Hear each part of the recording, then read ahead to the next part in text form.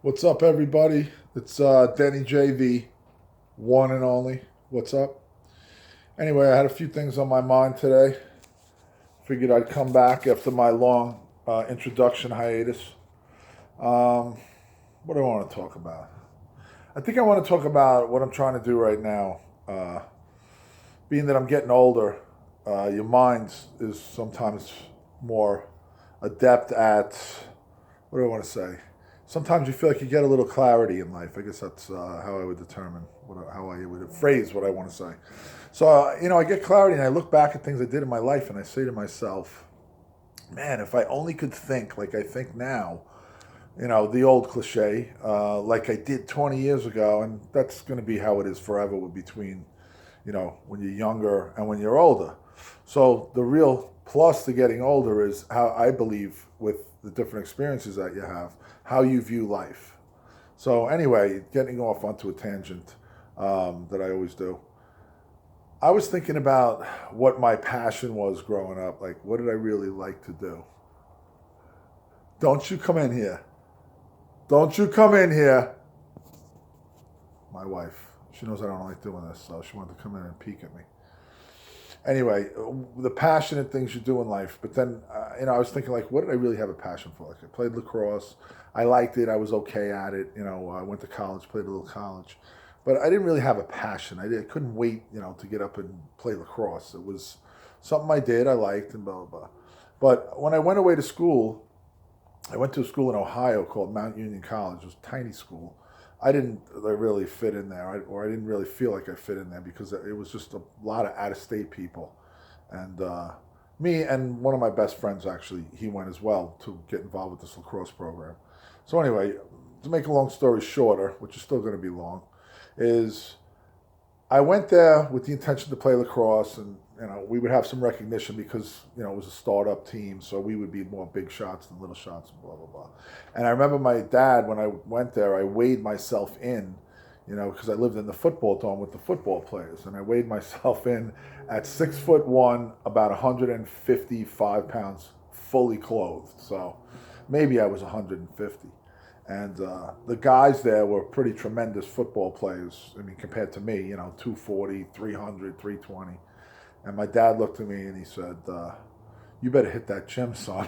Yeah, you're going to get your ass kicked here. Anyway, most of the guys were all really nice guys, and that really wasn't going to be the case anyway. But I did go into the gym, and I just started to work out there as much as I could. I wanted to try something different, and it really became an obsession from that point on.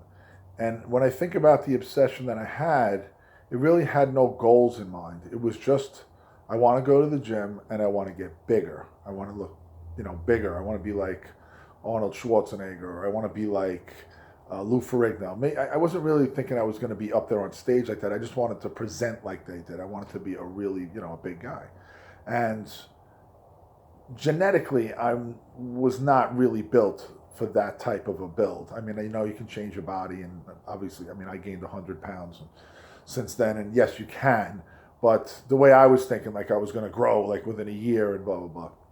So anyway, it was the one thing that I can say in life where I just never gave up on it, and I always went to the gym, and I didn't always look that great, like like I put all this time into it, but I always put a lot of effort and time into it, 2, 3 hours a day, just pushing as heavy as I could, and I got a lot stronger, I got pretty strong actually, for from where I was. I mean, I went from probably benching 130 pounds to benching, let's say 400 and 420 pounds for a few reps, which, for me was, two plates, which is 225 when I went to college. And I saw a guy doing that. I was like, wow, that'd be great if I could do that someday. So anyway, without really any goals in mind, I got to that point. So anyway, what I'm trying to say here is now I'm 56 years old, and it's not the obsession it was, but I still do really want to go to the gym, enjoy it. I want to feel good. And if I could do something different, the one thing that I really would have tried to do is incorporate the diet with all this exercise that I did, because really the type of food that I would eat on a a regular basis would be a lot of things that you don't really coincide with a guy that wants to really be in shape and look like Arnold Schwarzenegger, because it wasn't going to happen. I mean, unless you're a complete genetic freak sent from, somewhere beyond Mars, the chances of you having the genetics to eat pizza and burgers and Chinese food and, drink alcohol and party and do all the stupid things that, I was doing along with going to the gym as much as I could, there's just no way that's going to happen. Now, the partying and stuff obviously ended, years ago, not that many, but good while back. And my concentration now is starting to turn to, you know what, I still really enjoy going to the gym, but I need to look at a different way of doing what I'm doing. Not to say that I was out of shape or out of shape for bodybuilding, yes, but out of shape compared to people walking around the streets. No, people would say, "Oh, you're a big guy. Oh, what do you do? You work out a lot." And yeah, I presented like I'm 200 between 240 and 255, so 6 foot almost two. So yeah, I'm big, but I'm not like holy shit, look at that guy type of big. Anyway, so where was I, man? I get so burnt sometimes. Going back to going back and trying to work out and get back into it as far as this phase of my life. And that's where I want to really try to incorporate the diet. And the way that came along was really due to my wife. My wife of a year and a half that I love with all my heart, because she's the person that keeps me on my toes, and probably one of the only people I've ever met that can actually make me jump. Scares the shit out of me, I swear. But very good person, good family person, loves my family, I love her family. And, thanks to her, the reason that I'm going to, that I have been actually, I'm not going to say dieting because I'm not eating salads all day, but I've cut back a lot of the crap out of my diet, the breads, really the pasta. Once in a while I have some pasta, but I don't eat the white pasta. And for breakfast I'm not having pancakes all the time, and eggs and sausage and bacon. I mean, that was just great for that stuff. But I've really cut it back to white rice and chicken and white rice and beef, and we drink green juice because she'll make green juice instead of eating vegetables. I don't like eating vegetables other than spinach. So I get the greens that way, and I know I've concentrated on it, and I've really been able to feel, which is just as important as seeing results, but be able to see results as well in like the last 3 months, little by little. I mean, I don't know about many people that are just happy where they are. They think they've finally reached the peak or the best that they've been. But my thing is I think you can always get better, and especially as you get older, a lot of the people think, I'm too old to do this, or this hurts, that. Well, you know what? Get the fuck off the couch and go make a difference and get yourself in some kind of shape, because it's going to make a big difference when you're 60, if you get there, and you're 70 and you're 80. Hopefully you're mobile and you're able to still have fun and go out and do things. So, the gym lends itself to that. And again, I'm getting off on a tangent, but this diet thing, I really want to stick with it. I don't know how, in the summertime it's going to be tough. Yes, I'll eat some burgers here or there, once a week, or I try to stick to this diet though. Oatmeal in the morning, eggs in the morning, maybe a piece of dry toast, green juice. I drink coffee. For lunch, probably 6, 8, 10 ounces of chicken with white rice, a good heaping, a couple of big scoops of white rice. For lunch, maybe I'll have a little red meat and white rice, and then a protein drink, and then maybe another small meal of ramen noodles without putting the sodium packet in it for some carbs if I want. Which is not, I'm not saying again this is the diet that's going to turn you into a beast, but for me, the way that my body burns calories and the way that I feel, it's been working really good. And just cutting all the crap out that we eat, that we throw in our mouths that we don't even realize. And I was great for that. I'll get a bucket of brownies. I'll eat that, half a gallon of milk or whatever. And, I'm thinking, oh, yeah, I'm full. I'm going to the gym tomorrow and burn it off. Fuck no. You're going to turn into a sloppy-looking fat bastard.